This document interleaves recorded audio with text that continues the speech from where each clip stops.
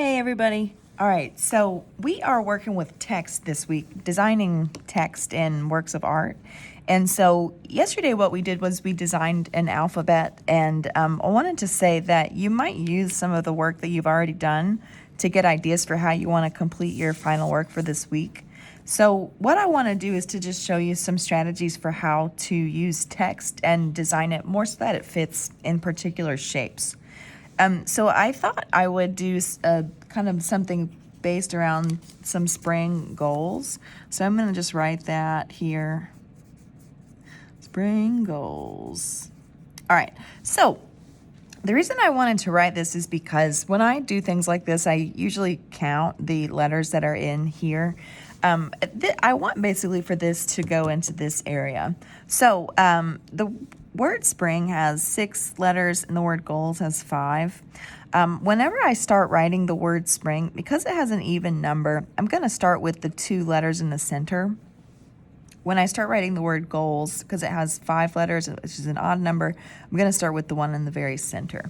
So what that means is that for spring, I'm actually going to start writing with the R-I in the middle.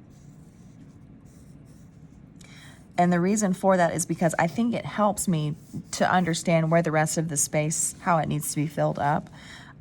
So I would just say, when you're doing this, if you want to try something similar, I think it's nice because it helps you really understand how to space out the letters.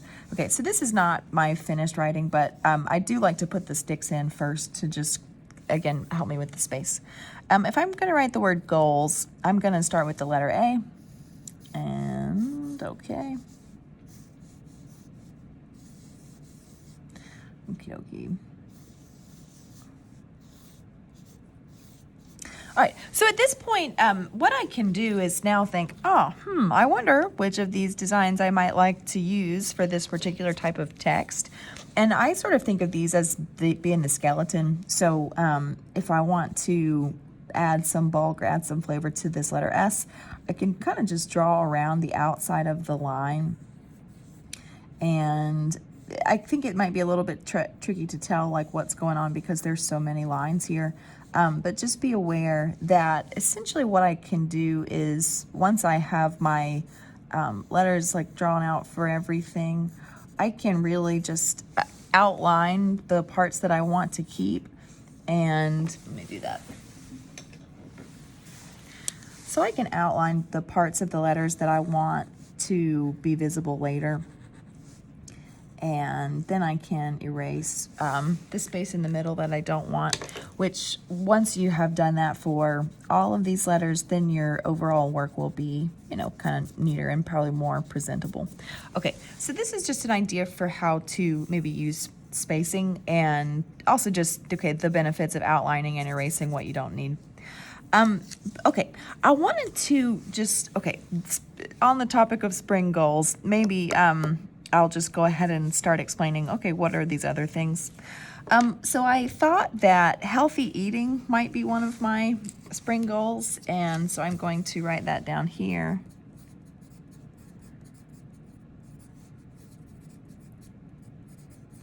And this, again, I'm writing out the actual words because I want to see, how do they look on paper? And then number 2, it helps me just to understand how many letters there are.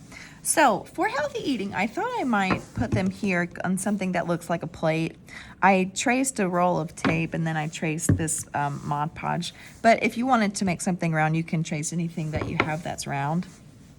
Because healthy has like slightly like one extra letter than eating, I'm going to start with this word at the top, and it has 1, 2, 3, 4, 5, 6, 7 letters. So I'm going to start with the L. So I'm going to put my L here in the center. And I will kind of just continue this around the edge. This is, hang on. When I'm drawing these letters, I am kind of responding to the shape at the bottom. So like the H, this bottom part is a lot smaller than the top, and that's fine. And I can twist my paper. I can also, decide if I want these like edges to kind of go along with the outside of the shapes. Any of that would be okay. And let's see. Okay, so I have my healthy kind of evenly distributed across this round space. I can do the same thing for eating, and I might actually just put a couple of dots to show that there's some separation between the words. E-A-T-I-N-G, so we have 6, so I'm going to start with the T and the I.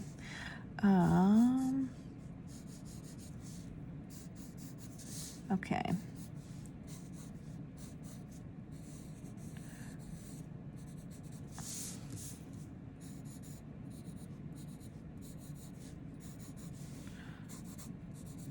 All right, so at this point, all right, I have my text kind of evenly spread out around here.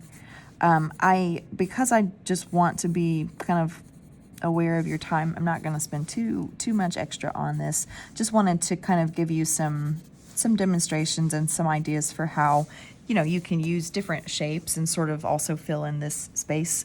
If I am a student and I wanting for this work to be a little bit better, perhaps I put like a spoon or a fork or something, like an extra kind of drawn detail in here, and that's fine too.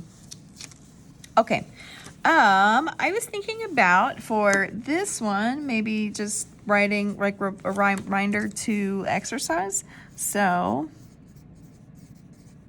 if I want to write the word exercise within this shoe, I think for me, I want to actually preserve the shape of the shoe. So I'm going to show us how to do that.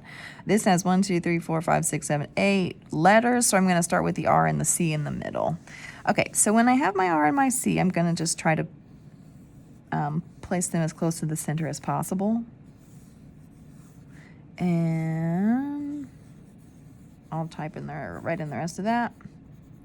Also, I have a tendency to use capital letters. If you prefer to use lowercase letters, then that sounds fine to me too. EXE.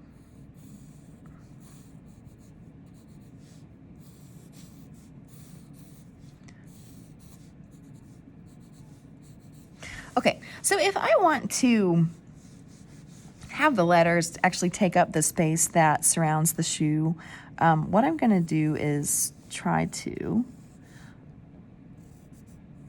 outline the letters, but also try to fill in a lot of this background space so that whenever I have finished, doing the outlines and everything, that you will still really get a good idea of the shape of the shoe on the outside.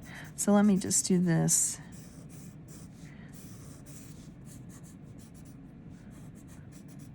So the lines are drawing shapes that are pretty thick. Again, the reason for that is because I want for them to take up a lot of this kind of area within the shape of the shoe. That goes, just like the illustration that goes along with my text.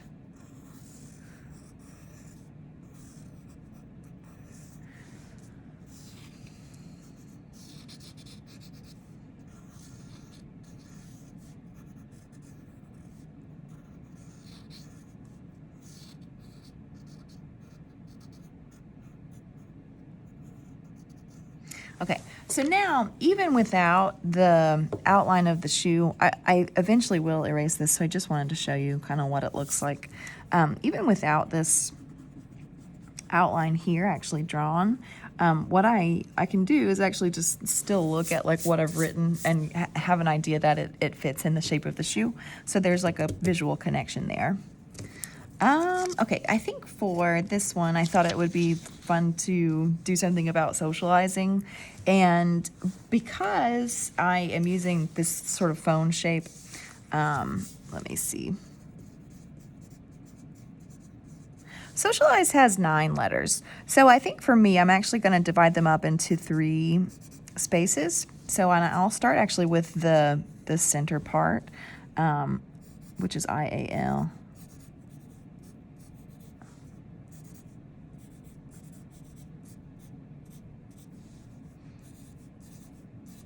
Okay, and same thing again, I can just sort of draw around these shapes, or I can design my letters so that I like them, but drawing just the sticks in the beginning just help your brain and your eyes understand, all right, actually this is where the spaces needs to be filled. This is the design I want. All right, because this is just a demonstration, I don't want to spend too much time on this, so I'm not trying to make this my best, but whenever y'all are doing this, just, be aware that you want to take your time and do the best work you can. Because I'm doing socialize, I put a mouth and an ear here. So maybe I can, if I wanted to write the words talk,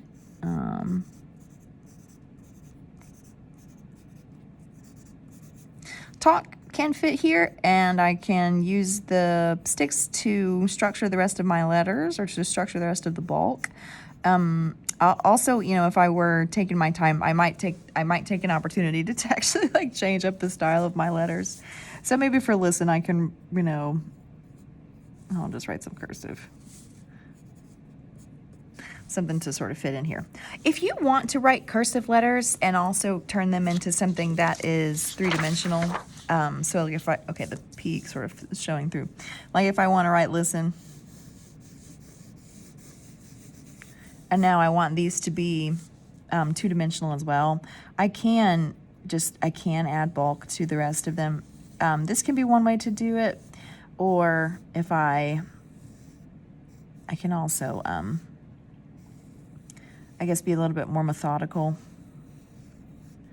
Anyways, just wanted to say that if you are interested in writing in cursive, it is possible to make these two-dimensional as well. It's just, you can still use the sticks as like a framework and either draw around the whole thing, or you can do something kind of more like what I did and just sort of have one of the lines already set to fill in the rest of the letters.